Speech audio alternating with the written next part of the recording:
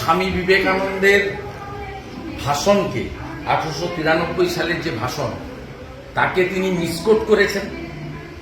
দ্বিতীয়ত তিনি বলছেন যে স্বামী বিবেকানন্দ বলছেন যে আমি একটা এমন ধর্ম থেকে আসি, হিন্দু ধর্ম, যে ধর্ম সবাইকে গ্রহণ করে ও সবকিছু সহ্য করে। দিয়ে বলছেন এখন কি তা আছে?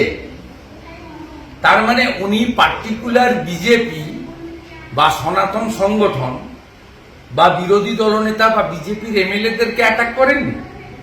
তিনি বলেছেন স্বামী বিবেকানন্দ 1893 সালে যে সনাতন হিন্দু ধর্মকে বলেছিলেন যে ধর্ম সহনশীল, যে ধর্ম সবাইকে নিয়ে চলে, এখন কি তা আছে? কমপ্লিটলি ডাক্তার মানস ভূঁইয়া হিন্দু সমাজ, হিন্দু ধর্মকে আক্রমণ করেছেন। তাই আমরা বিধানসভায় আপত্তি করেছি।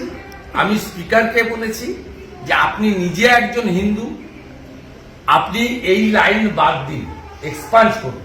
কিন্তু যেহেতু স্পিকারের একটা চোখ বন্ধ থাকে, একটা চোখ খোলা থাকে, এবং তিনি আবার গরুর গাড়ির হেডলাইট আঞ্চলিক দলের সর্বভারতীয় কমিটিতে মেম্বার হয়েছেন, স্বাভাবিকভাবে এই স্পিকারের কাছ থেকে জেস্টার পাওয়া যাবে না। আমি পশ্চিমবাংলা সহ গোটা পৃথিবীর হিন্দু সমাজকে বলবো যে ডাক্তার মানস ভূঁইয়া স্বামী বিবেকানন্দের মতো প্রাতঃস্মরণীয় ব্যক্তিকে আজকে তার বক্তব্যকে মিসকোট করেছেন, ভুল উদ্ধৃতি দিয়েছেন, এবং সমগ্র হিন্দু সমাজ আজকে সংযমী নয়, তাদের সহ্যশীলতা হারিয়ে গেছে। মানে হিন্দু সমাজ মূলত তার অন্তর্নিহিত ব্যাখ্যা বলতে গেলে বলা যায় যে হিন্দু সমাজ আজকে রেডিক্যাল হয়ে গেছে, তারা উগ্র হয়ে গেছে। এটাই ছিল তার মোদ্দা কথা। আমরা সেই কারণে হাউসের তীব্র প্রতিবাদ জানিয়েছি। আমি স্পিকারের যে রেজুলেশন এই চেয়ার থেকে তিনি করতে পারেন না।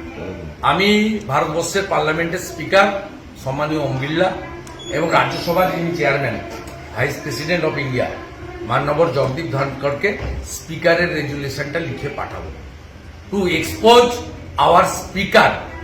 তিনি এই চেয়ারটাকে একটা পলিটিক্যাল, তাতে তিনি ইডি সিবিআই কে অ্যাটাক করেছেন, সেন্ট্রাল গভর্নমেন্টকে অ্যাটাক করেছেন, যেটা স্পিকারের চেয়ারে বসে করা যায় না। It's a non political chair, political person কিন্তু চেয়ার নন পলিটিক্যাল।